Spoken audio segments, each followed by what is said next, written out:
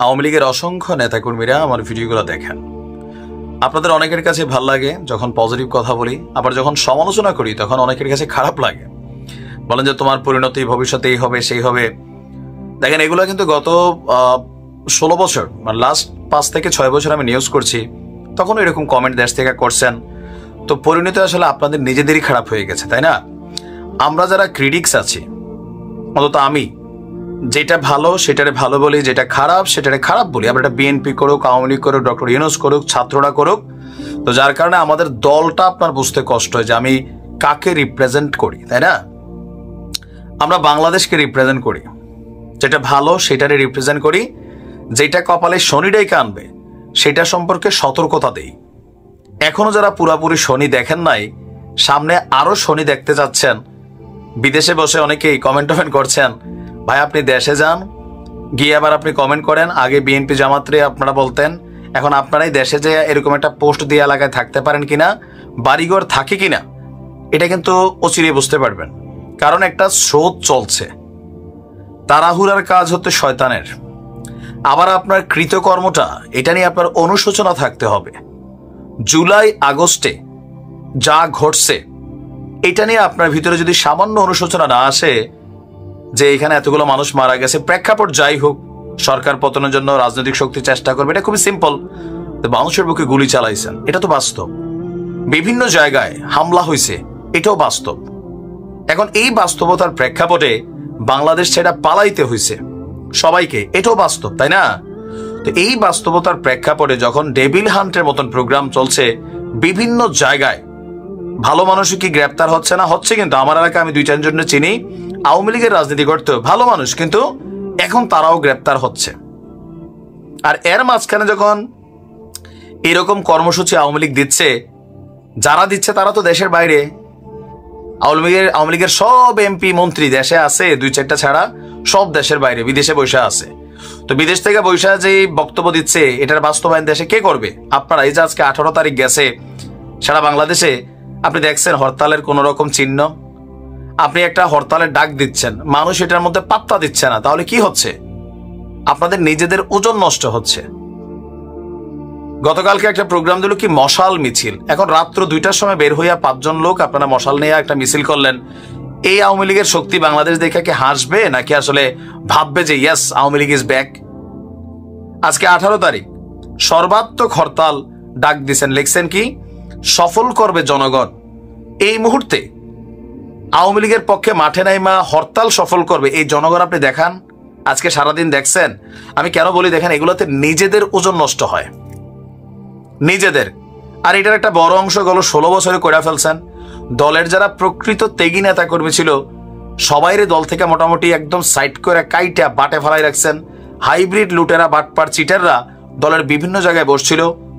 বসার পরে কি হয়েছে, ভিতরে ভিতরে দলের গোস কাটছে। আর এখন আবার সেই দলীয় নেতা কর্মীদেরকে ডাক দিচ্ছেন, কিন্তু এই ডাকে যারা মাঠে নামতে যাবে রাইট নাও, যারা গ্রেপ্তার হচ্ছে, যারা বিভিন্ন জায়গায় হামলার শিকার হচ্ছে, মামলার শিকার হচ্ছে, তাদের পরিবারকে কি আপনারা খাওয়াবেন না? মানে দায়িত্ব নিবেন? রাজনীতিতে ফিরবেন, ফাইন, আপনাদের ধৈর্য থাকতে হবে। এত দ্রুত, এত তাড়াতাড়ি, মাত্র 6 মাস হয়েছে, বিভিন্ন কর্মকাণ্ডের জিনিস মানুষ কি ভুলে গেছে? ভোলে নাই।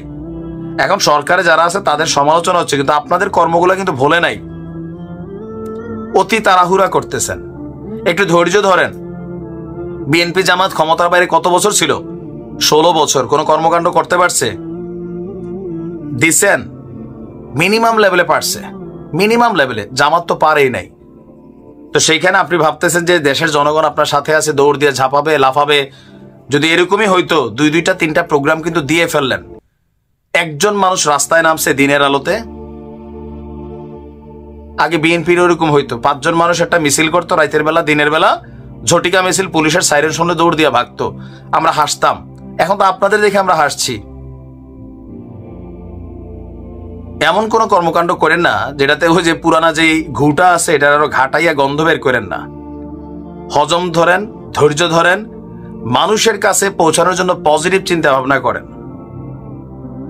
এই মুহূর্তে এখনো বাংলাদেশে ওই পরিস্থিতি আসে নাই যে আপনারা ডাক দিলে জনগণ রাস্তায় নেমে আসবে। বিএনপি নামাইতে পারছিল, জনগণ পারে নাই। ছাত্রদের সাথে একটা ঘটনা ঘুরে গেছে, এটা আল্লাহর একটা ইচ্ছা ছিল, হয়ে গেছে।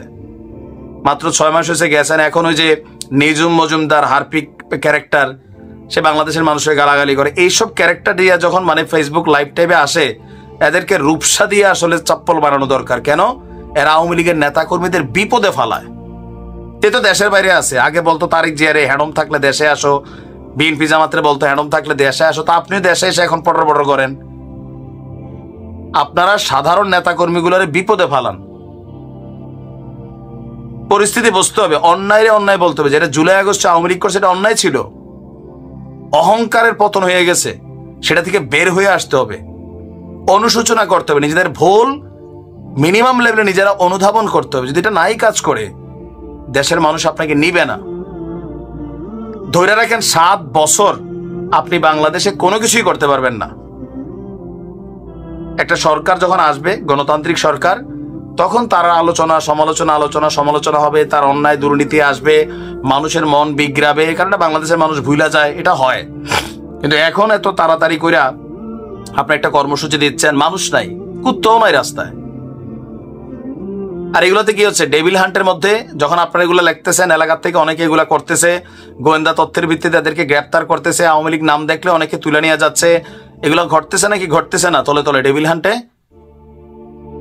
চাঁদাবাজি লুটপাট যারা করে সবাইকে গ্রেপ্তার হচ্ছে। বিএনপির হয়তো 2% নেতাকর্মী গ্রেপ্তার হয়েছে কিনা আমার সন্দেহ আছে, যারা এখন চাঁদাবাজি লুটপাটে ব্যস্ত, সবাই আওয়ামী লীগেরই ধরতেছে। কেন? এই যে যখন এরকম কর্মসূচি আসে আর আপনারা ইয়াজদেন সহমত জানাচ্ছে, ঝাঁপাই পড়বো, তো পড়েন না ঝাঁপাইয়া। দেখেন, আমি কোনো দলের থেকে টাকা খাইয়া ভিডিও বানাই না। আমার কাছে যেটা ভালো মনে হয় এটার ভালো বলি।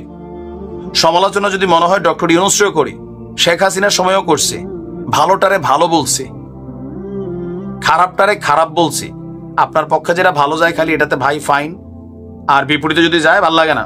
বিপরীত দলের কেউ ভালো কাজ করলে তার প্রশংসা করলে আপনার গায়ের ভিতরে জ্বালা পোড়া ওঠে। এগুলা বন্ধ করতে হবে ভাই। বাংলাদেশ অনেক দিকে পরিবর্তন হয়েছে, মানুষের মেন্টালিটিতে একটা চেঞ্জ আসছে। যে কোনো কাজকর্ম করার আগে মিনিমাম লেভেলে আপনার থিঙ্কিং লেভেল এটা আসতে হবে যে আমার এই সিদ্ধান্তটা আমার ওজনকে নষ্ট করতেছে নাকি করে না। এখন ধরেন বৈষম্য বিরোধী ছাত্ররা ডাক দিল, 500 পোলাপান যদি না আসে, পরের দিন একটা জায়গায় জায়গায় মাইর খাবে। আপনারা কি মনে করবেন, আরে এদের তো শক্তি সামর্থ্য শেষ। তা আপনারা যখন একটা কর্মসূচি দিচ্ছেন, 50 জন মানুষ যখন রাস্তায় নাই, তা আওয়ামী লীগের শক্তিটা মানুষের তখন কি মনে হয়? যারা এনটি আওয়ামী লীগ আছে তারা কি দেখে যে আওয়ামী লীগ শেষ, জয় বাংলা করে দিবে নামলে। সো মাঝে মাঝে মনে হয় যে আওয়ামী লীগের ঊর্ধ্বতন নেতারা যারা আছেন এখনো এদের মেন্টালিটিতে পরিবর্তন আসে নাই। আসবে, সময়ের সাথে সাথে সবই হবে, বুঝতে একটু সময় লাগবে, বাট বুঝবে। সময়টা অনেক খারাপই যাচ্ছে বাংলাদেশ আওয়ামী লীগের জন্য এবং ভারতে অবস্থানরত শেখ হাসিনার জন্য। এই মুহূর্তে ভারতের গণমাধ্যমের জরিপ বলছে প্রায় 55% ভারতীয়রা চান না যে শেখ হাসিনা ভারতে থাকুক। তবে যারা চান এদের মধ্যে একটা বড় শক্তি হচ্ছে ক্ষমতাসীন রাজনৈতিক দল বিজেপি। বিজেপির সুবাতাস বইছে। আবার 5ই আগস্ট পরবর্তী সময় বাংলাদেশের আওয়ামী লীগের জনগণের কাছে একজন সুপার হিরো হিসাবে ভারতের 2 জন ব্যক্তি মানে রাতারাতি পরিচিতি পেয়েছে। এর মধ্যে একজন হচ্ছে বিজেপির ও পশ্চিমবঙ্গের বিরোধী দলের নেতা শুভেন্দু অধিকারী। বাংলাদেশ নিয়ে বিভিন্ন কথা বলে, তার অনেক কথা মানে অবাস্তব, কাল্পনিক, তারপরে নানান কথা বলে। তবে শেখ হাসিনা ইস্যুতে, বঙ্গবন্ধু ইস্যুতে বা আওয়ামী লীগ ইস্যুতে বা ডক্টর ইউনূস ইস্যুতে ওনার যে বক্তব্য, এগুলো আওয়ামী লীগের নেতাকর্মীদের অনেক পছন্দ, তবে যারা ডক্টর ইউনূসের ফ্যান ফলোয়ার আছেন তাদের কাছে অপছন্দ। এখন সেই শুভেন্দু হচ্ছিল গেল কয়েক মাস যাবৎ আওয়ামী লীগের বা শেখ হাসিনার বিশ্বস্ত ভ্যানগার্ড ছিল ভারত সরকারের পক্ষে। সবসময় আওয়ামী লীগের পক্ষে জনমত গড়ে তোলা, ইভেন আওয়ামী লীগের যে সকল পলাতক নেতারা ভারতে আছেন শেখ হাসিনা সহ প্রত্যেককেই রাজনৈতিক আশ্রয় দেওয়ার জন্য মাত্র গতকালকে বিধানসভায় মানে তাদের পশ্চিমবঙ্গের যে পার্লামেন্ট আছে সেখানে তিনি আওয়াজ তুলেছিলেন। আরেকজন নারীও আছেন। তবে দুঃখের খবর হচ্ছে ভারতীয় জনতা পার্টি মানে বিজেপির এই বিধায়ক, তাকে পার্লামেন্ট থেকে বরখাস্ত করা হয়েছে আজকে। এখন এই লোক আমরা যদি দেখি যে 17 ফেব্রুয়ারি তিনি সহ বিজেপির 4 এমপিকে বরখাস্ত করা হয়েছে।